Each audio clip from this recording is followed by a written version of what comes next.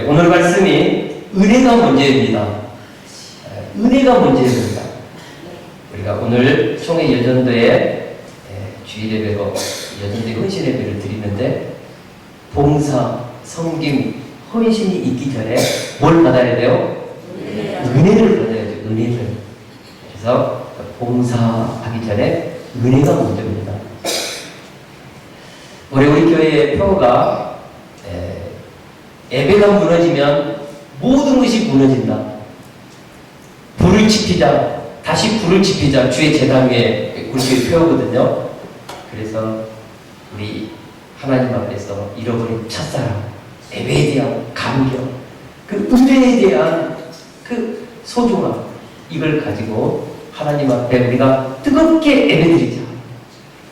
정말 나를 구원하시고 이 온 세상에 창조주시고 구속주 되시는 우리 주님을 우리가 마음을 다하고 뜻을 다하고 힘을 다하고 신령과 진정의 예배를 드리며 우리의 몸을 거룩한 산 제사로 하나님께 드리자.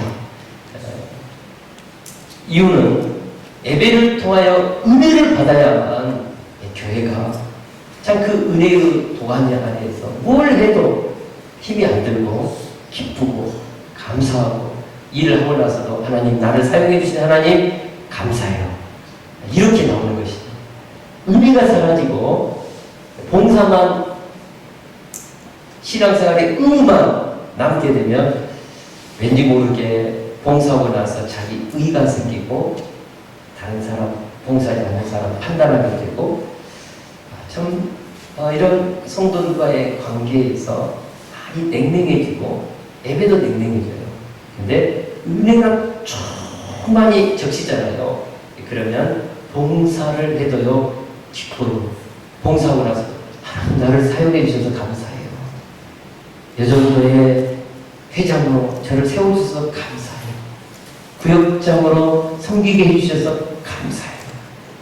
시무장로로 이렇게 존귀한 직분을 주셔서 온 교회를 섬기고 하나님의 구속사에 동참하게 해주셔서 감사해요. 뭘 하면요? 은혜를 받으면 그래요. 은혜를 받으면. 은혜가 먼저입니다. 할렐루야. 네. 은혜가 먼저입니다. 무엇보다요? 봉사와 섬김과 헌신보다도 은혜를 받아야 돼요. 은혜를. 할렐루야. 네, 오늘 말씀의 제목은 은혜가 문제입니다. 오늘 본문에 보면은 두 가지 파트로 되어 있습니다. 1절부터 13절까지가 하나님께서 이스라엘 백성들에게 베푸신 은혜에 대해서 얘기하고 있어요. 그리고 그 은혜를 받은 우리가 이제 하나님을 어떻게 사랑하고 섬기어야 하는지에 대해서 여호수아가 말하는 것이죠. 그래서 1절부터 13절까지 이스라엘 어떤 은혜를 받았는지를 얘기하고 나서 14절에서 이렇게 말하잖아요. 그러므로 이제는 여호와를 경외하며 온전함과 진실함으로 그를 섬기라. 너희의 조상들이 강 저쪽과 애굽에서 섬기던 신들을 치워버리고 여호와만 섬기라. 할렐루야. 1절부터 13절까지 은혜를 얘기하고 나서 우리가 하나님을 전심으로 섬기자. 이렇게 나오는 거죠. 신앙생활을 하다 보면 자꾸 잃어버리는 것이 은혜의 사상입니다. 신앙의 책임과 의무를 강조하다가 하나님이 나에게 얼마나 큰 은혜를 줬는지 이 은혜를 자꾸 놓아버려요.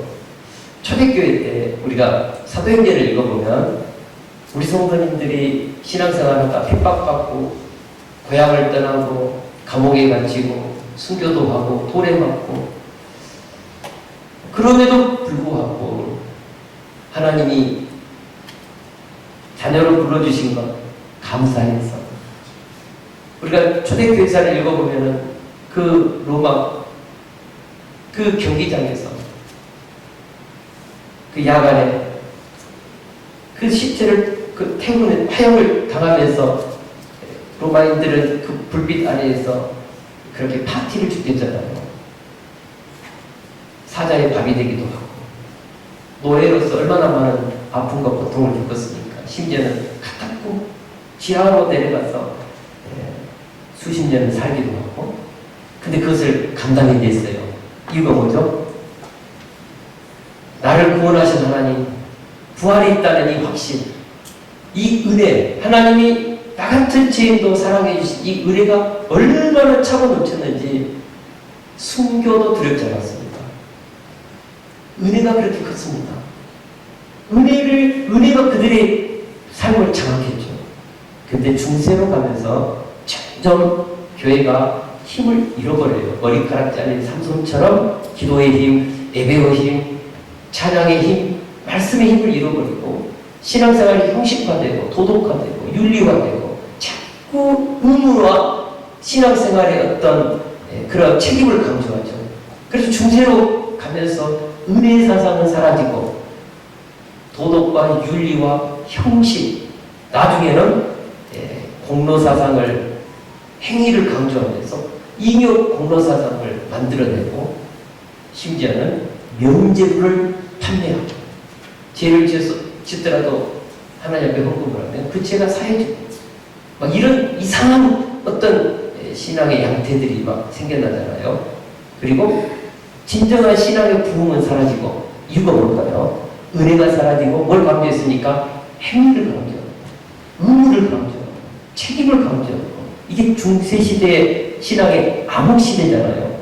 근데 종교개혁 때 우리 믿음의 개혁자들이 회복했던 것이 무엇입니까? 은혜 사상이잖아요. 복음에는 하나님의 의가 나타나서 믿음으로 믿음에 이르게 하나니 기록된 바 오직 의는 믿음으로 말미암아 살리라. 이심칭이 종교개혁의 3대 개혁주의 사상이 있습니다. 솔라 스크립투라, 오직 성경으로, 솔라 피데, 오직 믿음으로, 솔라 그라티아, 오직 은혜로. 뭐죠? 은혜로 우리는 구원받았습니다. 하나님, 우리는 예수님을 믿어서 아무 공도 없지만 어떤 선행도 행한 것이 없지만 하나님이 창세전부터 나를 택하여서 예수님을 믿음으로써 하나님의 의를 우리가 덧입게 되었습니다. 솔라그라티아, 오직 은혜로 우리는 구원받았다. 예수님을 믿음으로써 우리는 구원받았다. 행위 이전에 우리는 믿음으로 은혜 받은 사람들입니다. 이걸 회복하면서 다시 한번 신앙의 생동감을 회복하고 하나님 앞에 예배를 회복하고 말씀이 주는 능력을 회복하는 것이 종교개혁 아닙니까? 중요합니다. 다시 한번 말씀드립니다. 신앙생활에 뭐가 필요합니까? 은혜가 필요합니다. 은혜가 차고 넘쳐야 되죠. 찬양을 하면 눈물이 나야 돼요. 예배를 드리다가 너무너무 감사해서 한 주를 살아갈 수 있는 힘을 얻어서 밥 안 먹어도 막 배부른 것 같은 막 그런 느낌이 들어야 돼요. 오늘 주일 예배를 드리면서 집에 갈 때 영적으로 배고프다. 부족함이 없다. 여호와는 나의 목자시니 내가 부족함이 없으리로다. 이런 영적인 충만한 은혜의 접시잖아요. 그러면은 하나님을 섬기는 그런 헌신 봉사가요 힘들지가 않아요. 오늘 여호수아는 이스라엘 백성들에게 먼저 우리가 하나님을 섬기자, 하나님께 우리가 헌신하자, 이것을 얘기하기 전에 6가지 이스라엘 백성들이 받은 은혜에 대해서 얘기하고 있습니다. 첫 번째가 이스라엘의 조상들은 우상을 섬기던 소망 없는 자들이었습니다. 그런데 하나님께서 그들에게 은혜를 주셔서 그들을 콜링해 주셨습니다. 우리 2절에서 3절을 한번 같이 한번 읽어볼까요? 2절에서 3절 방송실 되나요? 말씀 2절에서 3절 5 같이 한번 읽어보겠습니다. 시작! 여호수아가 모든 백성에게 이르되 이스라엘의 하나님 여호와께서 이같이 말씀하시기를 옛적에 너희의 조상들 곧 아브라함의 아버지 나홀의 아버지 데라가 강 저쪽에 거주하여 다른 신들을 섬겼으나 내가 너희의 조상 아브라함을 강 저쪽에서 이끌어내어 가나안 온 땅에 두루해하게 하고 그의 씨를 번성하게 하려고 그에게 이삭을 주었으며. 할렐루야. 자야, 우리 조상들이 어떤 사람들이었는가? 갈대아 우르에서 달신, 태양신을 그런 우상을 섬기던 우리 조상들은 그런 망령된 행실을 하던 자들이었습니다. 그런데 하나님께서 아브라함의 아버지 데라 그리고 아브라함을 불러서 우상의 땅, 멸망의 땅, 그 어둠의 영들이 지배하는 그 공중의 권세 잡은 자가 장악하는 그 어두운 곳에서 불러내서 하나님의 약속의 땅으로 우리를 보내셔서 하나님의 자녀로 삼아주신 것입니다. 원래 우리는 우상을 섬기던 죄인들이었습니다. 그런데 하나님께서 우리 조상들을 그 우상 섬기는 곳에서 불러서 하나님의 백성 삼아주셨습니다. 이거잖아요. 기독교는 하나님이 먼저 우리에게 찾아오는 것입니다. 은혜는 무엇입니까? 우리가 하나님을 찾기 전에 하나님이 우리를 찾아 오신 것이죠. 아브라함과 데라가 하나님을 찾기 전에 하나님이 그들에게 오셔서 우상을 섬기던 그들의 삶을 건져주신 것이죠. 사랑하는 우리 유독교 성도님들, 우리가 하나님을 먼저 찾았습니까? 생각해 보세요. 하나님이 먼저 찾아오셨습니다. 모든 종교는 신을 찾아 올라가는 종교입니다. 위로. 근데 기독교만 하나님이 우리를 구원하고자 내려오는 종교죠. 하나님이 찾아오는 것입니다. 죄악된 우리의 인생 속에, 우상을 섬기던 우리의 인생 속에, 하나님을 막 대적하던 우리의 삶 속에 누가 찾아오셨어요? 하나님이 찾아온 것입니다. 이게 뭐예요? 은혜입니다. 하나님이 세상을 이처럼 사랑하사 독생자를 주셨으니 하나님이 우리를 너무 사랑하셔서 말씀이신 예수님을 이 땅에 보내셔서 우리의 주님이 되게 하신 것, 이게 뭐예요? 은혜죠. 우리는 그때 어떤 자들이었습니까? 하나님을 대적하던 진노의 자식들이었고 우상을 섬기던 자들이었고 하나님을 대적하던 자들이었고 이런 우리를 하나님이 찾아오신 것이죠. 이스라엘 백성들의 조상들에게 이런 은혜가 임했다는 것입니다. 우리가 이걸 기억하자. 우리는 원래 하나님의 성민이 아니었다. 우리는 제사장 나라 거룩한 백성이 아니었다. 우리 조상들은 우상을 섬기던 자들이었는데 하나님이 우리에게 찾아오셔서 우리를 부르셔서 거룩한 백성, 제사장 민족 되게 해주셨다. 우리 이것을 기억하자. 할렐루야. 우리를 찾아오신 하나님을 기억합시다. 우리를 찾아오신 하나님을 기억합시다. 우리를 찾아오셔서 우리를 죄와 사망에서 건져내신 하나님을 기억합시다. 둘째로 자녀 한 명 없는 아브라함에게 큰 민족을 이루는 복을 주었습니다. 3절 하반절에 보니까 그의 씨를 번성하게 하려고 그에게 이삭을 주었으며 원래 아브라함은 75세 때 부름을 받았을 때 자식 한 명 없었습니다. 사실 후사에 대한 소망이 없었어요. 근데 하나님께서 오신 것이죠. 우리를 하나님이 은혜를 베풀고 하나님의 자녀 삼기 위해서는 하나님이 꼬실 나의 제이션이라고 혹시 아세요? 우리를 꼬시기 위해서 약속을 주시죠. 하나님께서 아브라함을 택하고 불렀을 때 아브라함에게 내가 너를 큰 민족을 이루고 내게 복을 주고 내 이름을 창대케 하리니 너는 복이 될지라 라고 했거든요. 그때 언제였습니까? 자녀가 없을 때. 근데 하나님이 이 약속대로 아브라함에게 한 명의 자녀를 줬습니다. 그리고 이삭의 때는 2명을 주고요. 그리고 야곱의 때는 12명의 자녀를 주고요. 그리고 애굽에서 430년 동안 거주하면서 하늘의 허다한 별과 바다의 모래와 같이 땅의 티끌과 같이 큰 민족이 되게 해주셨죠. 이스라엘 백성들은 원래 소망이 없는 그런 족속이었습니다. 하나님의 은혜로 큰 민족이 되었습니다. 이게 뭐죠? 이것이 은혜입니다. 은혜. 이스라엘 백성들은 하나님의 은혜를 받아서 이 팔레스틴이라는 이 지역에서 살아남았습니다. 생각해 보세요. 그 과거에 엄청난 부족 간의 경쟁과 싸움이 치열할 때에 한 부족 한순간의 전쟁에서 멸망하면 그 씨가 다 마르잖아요. 근데 어떻게 아브라함은 씨가 마르지 않고 애굽에 있었어도 오히려 생명권서 충만해요. 핍박하고 사내아이를 낳으면 나이강에 던지라고 해도 죄송합니다. 더 이렇게 번성하는 거예요. 뭐죠? 은혜입니다. 은혜. 이스라엘 민족은 은혜를 받았어요. 우리 성도님들의 가정에 이런 은혜가 임하기를 원합니다. 우리가 생명번성 충만한 이 은혜, 교회가 생명번성 충만하게 된 이유가 뭐죠? 하나님의 은혜가 있었기 때문에 우리 유독교회 이렇게 아름다운 교회 공동체가 지금도 활발하게 유지되고 있잖아요.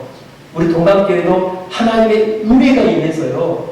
정말 놀라운 그 은혜 아래에서 교회가 다시 아름답게 회복되어지고 예배가 회복되어지고 교제가 회복되어지고 그래요. 은혜죠. 은혜. 이 은혜를 받았다. 우리가 받았다. 이거 기억하자. 잊어먹지 말자. 여기까지 인도하신 분 누구세요? 하나님의 은혜입니다. 할렐루야.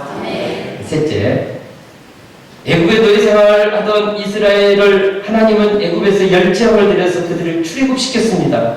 그들은 하나님의 은혜로 자유의 백성이 되었습니다. 자, 여호사가 이스라엘 백성들에게 설명하는 것입니다. 5절 말씀 읽겠습니다. 5절 시작. 내가 모세와 아론을 보내고 또 애굽의 제약을 내렸다니 곧 내가 그들 가운데 행한 것과 같고 그 후에 너희를 인도하여 내었노라. 아멘. 과거 이스라엘 백성들의 신분은 애굽의 노예들이었습니다. 아침부터 일어나면 북한에 있는 우리 동포들처럼 정말 새벽부터 별을 보고 해가 지고 또 별을 볼 때까지 일하다가 다시 집에 돌아가서 아야 허리야 하고 아침 되면 또 종소리 듣고 또 일어나서 일하고 비동가 람셋 건축하고 농사일을 하고 벽돌을 굽고 채찍을 맞으면서 노예 백성으로서 서럽게 살았죠. 얼마나 힘들었으면 하나님 앞에 부르짖었겠습니까? 못 살겠다고 조상들의 하나님을 찾아서 막 부르짖었잖아요. 살려달라고. 그 탄식 소리가 하나님께 들렸잖아요. 그래서 하나님께서 모세를 보내셔서 열지함을 내려서 그 백성을 나중에는 6월절 어린 양의 피를 발라서 출애굽을 시키잖아요. 홍해 앞에서는 애굽에 있는 모든 병거들을 다 수장시키고 자유의 몸이 되게 해주셨잖아요. 우리가 이거 잊어먹으면 안 된다. 우리는 과거에 바로의 노예들이었다.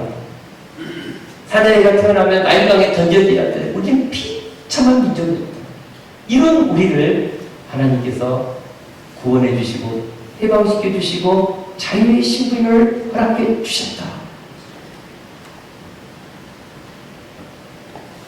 에베소서 2장 1절에서 2절을 보면 그는 허물과 죄로 죽었던 너희를 살리셨도다. 그때 너희는 그 가운데서 행하여 이 세상 풍조를 따르고 공중의 권세 잡은 자를 따라서니 곧 지금의 불순종의 아들들 가운데 역사는 영이라. 과거에 우리는 허물과 죄로 죽었던 자들입니다.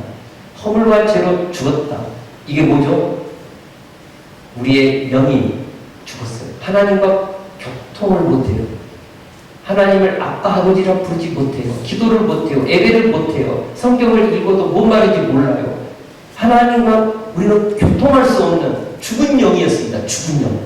육의 생명은 살았지만 혼의 생명도 있었지만 영이 죽어서 공중의 권세 잡은 악한 영의 통치 아래 컨트롤 속에서 아무리 지식이 있고 똑똑하고 부자고 권세가 있어도 공중의 권세 잡은 자 세상의 풍류에서 벗어나지 못해요. 결국 죽으면 하나님과 단절되어서 지옥의 불구덩이에 던질 수밖에 없는 인생이었죠. 이런 우리를 하나님께서 이런 우리를 죄와 허물로 죽은 우리를 공중의 권세 잡은 자에 속하여서 어둠의 영에 지배당하면서 인생의 목적과 방향을 모르고 여러분 돼지를 이렇게 그것보다 돼지를 잡는 것을 뭐라고 그러죠? 도살장 데려갈 때 어떻게 데려갈지 아세요? 돼지가 꿀꿀꿀꿀 거리면 앞에다가 콩 몇 개 던져주면 계속 그것저것 꿀꿀꿀 가면서 어디로 가죠? 도살장으로 가요. 원수마귀 사탄이 우리의 복음의 광채가 비치지 못하도록 우리의 영안을 가리고서 우리를 어디로 끌고 갑니까? 돼지에게 하나, 두 개 던져주는 것처럼 육신의 정욕, 암흑의 정욕, 이 세계 자랑에 콩을 몇 개 던져주면서 이쪽으로 가고 이쪽으로 가고 우리를 꽁꽁꽁 거리면서 그쪽으로 가잖아요. 엄청난 것이 있는 것처럼. 근데 끝이 뭐예요? 도살장이에요. 도살장. 지옥의 불구덩이에요. 마귀가 가는 그곳. 우리가 그곳에 가고 있었다고요. 근데 하나님께서 우리에게 영적인 눈을 뜨게 해주셨어. 우리가 사도행전 26장에 보면 사도 바울이 하나님께서 이스라엘과 이방인들에게 나를 보내요. 그들에게 복음을 전하게 하여서 그 눈을 뜨게 하죠. 어둠에서 빛으로, 사탄의 권세에서 하나님께로 돌아오게 하고 죄사함과 나를 믿어 거룩하게 된 무리들 가운데서 하나님의 나라를 얻게 하니라. 유업을 얻게 하니라. 뭐하게 해서요? 눈을 뜨게 해서요. 눈을 뜨게 해서. 눈의 비닐을 벗겨주게 해서요. 눈의 비닐이 안 벗겨지니까 사울은 하나님을 대적하여 교회를 핍박하고 스데반을 죽이고 그러는 거죠. 이것이 우리 아닙니까? 근데 하나님께서 이런 우리의 눈을 뜨게 해주셨어요. 죄와 허물로 죽었던 우리를 다시 살려내서 하나님과 교통해서 하나님을 아빠 아버지라고 부르고 예배를 드리면 감동이 되고 예수 그리스도의 십자가를 묵상하면 눈물이 나고 성탄 때 말씀이 육신의 이 땅에 오신 그 주님을 찬양하면 그렇게 기쁘고 오늘 또 이 예배당에 와서 성도들과 함께 예배를 드리고 찬양하고 기도하고 밥 먹고 교제하면서 얼마나 기뻐요. 우리 속에 누가 계십니까? 영원하신 하나님이 계시잖아요. 우리 말씀이 있잖아요. 그래서 우리는 정말 죄와 허물로 죽었던 우리를 하나님이 건져주셨습니다. 그리고 우리를 자유케 해주셨습니다. 하나님의 자녀가 되게 해주셨습니다. 할렐루야. 우리가 이 은혜를 받았다고요. 넷째로 광야의 훈련을 통해서 이스라엘 백성들을 거룩한 나라 제사장 백성들로 성숙시켜 주었습니다. 7절 하반절 보니까 너희가 많은 날을 광야로 거주하게 하셨다. 하나님은 우리를 구원하고 난 이후에 이스라엘 백성들을 구원하고 난 이후에 어디로 하나님이 인도하셨습니까? 광야로 인도했어요. 광야. 우리가 구원받고 나서 하나님은 우리를 정말 시온의 대로가 나는 것처럼 평탄의 길로, 형통의 길로, 이제는 예수님 만났으니까 우리 인생 만사 형통해야 되잖아요. 근데 이상해요. 하나님 우리를 구원하고 나서 형통의 길, 축복의 길이 아니고 어디로 인도하십니까? 광야로 인도해요. 광야. 왜죠? 우리의 신앙을 더 넓고 우리의 삶을 더 풍성하고 부요하기 위해서 하나님 우리를 광야로 인도합니다. 아마 여기 계시는 우리 성도들 중에 예수 믿고 나서 나는 형통했다, 나는 고난이 하나도 없었다. 한번 손 한번 들어보세요. 전부 다 알 수 없는 인생에 해석되지 않은 고난 다 있었을 거예요. 아픔이 다 있어요. 이스라엘 백성들 봐보세요. 구원 받았어요. 홍해를 건넜어요. 홍해를 건너고 나서 얼마나 찬양했습니까? 감사했습니까? 근데 하나님이 불기둥 구름기둥을 어디로 데려갑니까? 광야로 데려가잖아요. 누가 데려갔어요? 하나님이 데려간 거예요. 그들이 막 침 뱉고 나서 이쪽으로 가자 저쪽으로 가자 아니면 당해를 열어가지고 우리 어디로 갑시다. 그러지 않았어요. 어디로 갔습니까? 누가 인도했습니까? 하나님이 인도했죠. 어디로 인도했어요? 광야로 인도했죠. 수루 광야, 신광야, 하나님이 시내산 광야로 인도하는 거예요. 뭐하기 위해서요? 독수리가 새끼를 업어서 어떻게 새끼를 훈련합니까? 새끼를 업어서 공중으로 올라가잖아요. 그리고 떨어뜨리잖아요. 그러면 새끼가 어떻게 해요? 죽으라고 날개를 파닥거리잖아요. 그러면은 파닥거려서 밑으로 떨어지면 다시 날개로 업어가지고 또 위로 올라가잖아요. 독수리 날개를 두 가지입니다. 하나는 보호고 또 하나는 훈련입니다. 이스라엘 백성들 광야를 데려가서 뭐 했어요? 훈련시켰죠. 뭘 훈련시켰어요? 하나님을 예배하는 훈련, 주인을 지키는 훈련. 먹이고 입히시는 분이 누군가? 바로가 아니고 하나님이다. 광야에서 먹을 것 없고 입을 것 없는 그곳에서 하나님이 어떻게 이스라엘을 책임지시는지 경험했잖아요. 광야는 어떤 것입니까? 하나님이 내 인생의 주인이시구나. 하나님이 나를 먹이는 분이시구나. 그래서 신앙이 어때요? 광야에서 점점점 성장하는 것이죠. 하나님은 광야에서 이스라엘 백성들을 이 광야에서 하나님의 훈련을 통하여서 제사를 나라 거룩한 백성으로 성장하기 시작했습니다. 매일 아침 만나를 거두면서 주일을 지키는 훈련을 받았어요. 새벽 기도하는 훈련을 받았어요. 안식일이면은 만나가 내리지 않았잖아요. 훈련이었습니다. 하나님은 우리를 온전한 신앙으로 세우기 위해서 우리의 참된 주인이 하나님이심을 알고 우리의 생사복의 주인이 하나님이심을 알도록 하기 위해서 광야에서 우리를 훈련시킵니다. 그래서 우리를 전문같이 나오게 하는 것이죠. 사랑하는 성도 여러분, 우리의 고난의 삶의 현장도 은혜임을 알아야 합니다. 광야도 은혜입니다. 응답하신 기도 감사, 거절하신 것 감사, 헤쳐나온 풍랑 감사, 모든 것 채우시네. 아픔과 기쁨도 감사, 절망 주 위로 감사, 증량 못할 은혜 감사, 크신 사랑 감사해. 할렐루야. 우리 모든 신앙의 여정은 그것이 고난이든 평단이든 형통한 길이든 감사밖에 없습니다. 광야도 감사해요. 여호수아는 그것을 이스라엘 백성들에게 가르치는 것입니다. 합력하여 선을 이루신 그 하나님을 통하여 오늘 우리는 광야를 거쳐서 가나안 땅을 정복하고 지금 12지파가 땅을 분배하고 오늘 여호수아로부터 마지막 6번째 설교를 들고 있잖아요. 그렇습니다. 광야도 은혜입니다. 할렐루야. 고난도 은혜입니다. 할렐루야. 해석되지 않는 인생의 사건도 나중에 보면 이것도 은혜입니다. 할렐루야. 하나님의 섭리 안에서 버릴 것 하나도 없습니다. 뭔가 해석되지 않지만 틀림없이 나를 살아가신 하나님의 뜻이 있다는 것을 믿읍시다. 다섯째, 발람의 저주를 축복으로 바꾸시는 사건을 통하여 이스라엘은 저주가 통하지 않는 것을 알게 해주셨습니다. 9절에서 10절에 읽겠습니다. 시작. 또한 모압과 십거리 아들 발락이 일어나 이스라엘과 싸우더니 사람을 보내어 홀의 아들 발락을 불러다가 너희를 저주하게 하려 하였으나 내가 발락을 위해 듣기를 원하지 아니하였으므로 그가 오히려 너희를 축복하였고 나는 너희를 그의 손에서 건져내었으며. 할렐루야.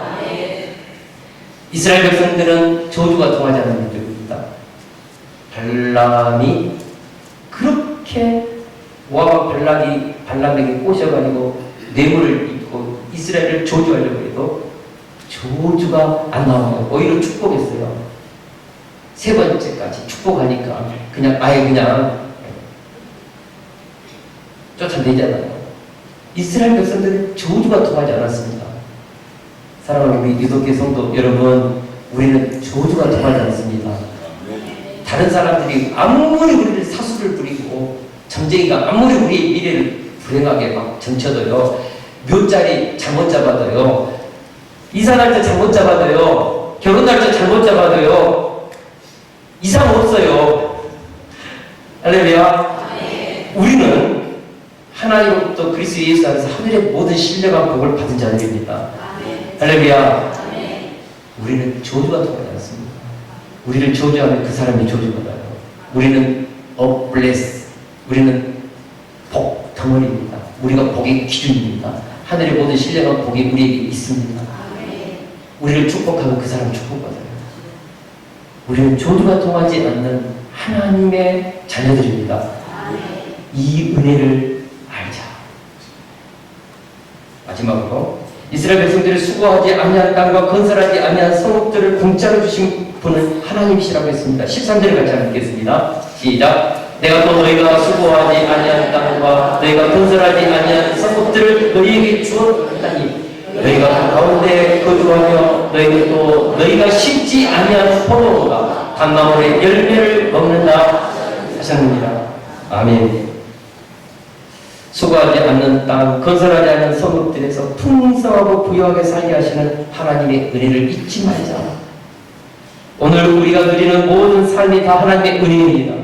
내가 수고한 것 같지만 사실 다 하나님이 누리게 하신 은혜의 열매들입니다. 인생을 행복하게 사는 비밀은 내가 보트에서 알몸으로 나와 싸운즉 또한 알몸이 그리로 돌아갈지라. 주신 이도 여호와시오 거두신 이도 여호와시오니 여호와의 이름이 찬송을 받으실지어다. 이 욥처럼 우리는 고백해야 되는 줄 믿습니다. 아무것도 안 가지고 왔잖아요. 근데 지금 누리고 있는 것들 많잖아요. 차도 있죠, 집도 있죠, 냉장고도 있죠, 집에 쌀 있죠. 주님이 우리에게 주셨습니다. 할렐루야. 하나님이 우리에게 입혀주고 먹여주신 것이 너무 많아요. 오직 답답해서 예수님께서 너희가 과들처럼 염려, 걱정 그만 좀 해라. 뭘 먹을까, 뭘 마실까, 뭘 입을까. 이거 과들이 하는 거 아니냐. 하늘에 계신 너희 아버지께서 다 주셨지 않느냐. 너희는 먼저 그의 나라와 그의 의를 구하라. 그러면 이 모든 것을 너희에게 더하시리라. 사랑하는 성도 여러분, 하나님이 우리의 모든 것을 다 공급해 주셨습니다. 이 은혜를 알자. 결론적으로 이제 여호사는 이렇게 말합니다. 우리 14, 15절을 읽고 제가 말씀을 이제 마무리 짓겠습니다. 시작. 그러므로 이제는 여호와를 경외하며 온전함과 진실함으로 그를 섬기라. 너희의 조상들이 강 저쪽과 애굽에서 섬기던 신들을 지워버리고 여호와만을 섬기라. 만일 여호와를 섬기는 것이 너희에게 좋지 않게 보이거든 너희 조상들이 강 저쪽에서 섬기던 신들이든지 또 너희가 거주하는 땅에 있는 아모리 족속의 신들이든지 너희가 섬길 자를 얻을 택하라. 오직 나와 내 집은 여호와를 섬기겠노라. 할렐루야. 이 당시에요, 이미 이스라엘 백성들 가운데 뭐가 생기기 시작했어요? 하나님을 향하는 열정이 식기 시작했던 것 같아요. 왜냐하면 7년 전쟁이 있죠. 가나안 정복 전쟁이 있죠. 이제 끝나고 다 12지파별로 땅을 분배받았고, 그리고 그동안에 광야 40년 동안 돌아다니면서 또 애굽에서 노예로 살면서 힘들었잖아요. 오랜만에 가나안 땅, 약속의 땅을 받고 집 짓고 가수원 짓고 그곳에서 오랜만에 정착하며 살다 보니까 얼마나 꿈같은 가나안 땅에서의 정착 생활이었겠습니까? 점차 그들의 신앙이 뜨끔미지근해지고 그들이 우상을 섬기는 행태들이 나타나기 시작했습니다. 그래서 여호사가 말하는 거죠. 세겜에서 불러서 유언적인 설교를 하는 것입니다. 우리가 이런 은혜를 받았는데 이래서는 안 된다. 우리가 하나님을 섬겨야 되지 않겠나. 우상을 섬기려고는 너희 조상들이 섬겼던 그때로 돌아와봐. 이 가나안 족속들이 섬겼던 우상 섬기라. 나와 내 집은 여호와만을 섬기겠다 라고 말했잖아요. 우리가 이런 은혜를 받았으니까 정신 차리자. 하나님만 섬기자. 하나님께 봉사하자. 우리 인생의 목적과 방향을 하나님께 두자. 이것이 오늘 여호사가 이스라엘 백성들에게 주신 메시지입니다. 은혜가 먼저입니다. 이 은혜가 우리한테 충만히 넘쳐야 타락하지 않습니다. 평안해도 하나님께 감사하지 그것 때문에 마귀에게 속아서 유혹질 당해서 육신의 종욕, 암흑의 종이 이색의 자랑을 쫓지 않습니다. 눈에 보이는 우상을 섬기면서 하나님의 계심을 알고 꿀꿀꿀꿀거리면서 도살장에 끌려가는 것처럼 속아서 도둑이 오는 것은 도둑질하고 죽이고 멸망시키는 것뿐이고 예수님이 우리에게 오신 것은 양으로 생명을 얻게 하고 더 풍성하게 얻게 하기 위해서 주님이 오셨는데 영안이 열리지 않으면 우리 인생 도둑질하는 도둑 사탄에게 속아서 우리 인생 시간, 재능 다 도둑질 당한다니까요. 은혜를 통하여서 다시 한번 하나님이 나를 구원하시는 목적을 알고 살아갈 이유를 알고 내가 무엇을 위해서 남은 인생을 살아야 될지 사명을 알고 생명의 길, 진리의 길을 갈 수 있기를 주의 이름으로 축원합니다. 우리 유덕교회 성도님들이 은혜를 풍성히 받아서 하나님을 섬기는 이 삶에 기쁨이 있고 감격이 있고 설렘이 있고 봉사하다가 내가 누구한테 하나님 나 같은 죄인 사용해 주시나요? 라고 오히려 하나님께 감사함도 받는 그런 은혜가 있기를 주님을 축원합니다. 사도 바울이 그랬잖아요. 내가 모든 사도보다 더 많이 수고했지만 내가 한 것이 아니오 나와 함께 하신 하나님의 은혜로라. 내가 정말 많이 수고했는데 내 힘으로 한 것이 아닙니다. 내 능력이 아닙니다. 하나님이 내게 주신 은혜의 힘이 너무너무 차고 넘쳐서 나는 그 은혜의 힘으로 했을 뿐입니다. 그리고 하나님께만 영광 올려드렸잖아요. 네, 그런 고백이 우리 성도님들에게 있을 수 있기를 주님으로 축원합니다. 하나님 아버지 감사합니다. 은혜가 문제입니다. 이 은혜를 충분히 누리면서 주님께서 맡기신 소명사명 사도 바울처럼 감당할 수 있도록 도와주시고 오늘 요사처럼 남들은 뭐라도 나는 하나님만을 섬기겠습니다. 내 인생의 주인 되신 하나님만을 주인으로 모시고 그분께 헌신하며 주님의 피로 산 몸된 교회를 봉사하며 살겠습니다. 주여 은혜를 잃어버리지 않게 하여 주옵소서. 은혜가 식을 때마다 첫사랑을 회복하게 하여 주옵소서. 예배의 감격을 회복하게 하여 주옵소서. 찬양의 감격을 회복하게 하여 주옵소서. 감사를 드렸고 예수님의 이름으로 기도드립니다. 아멘.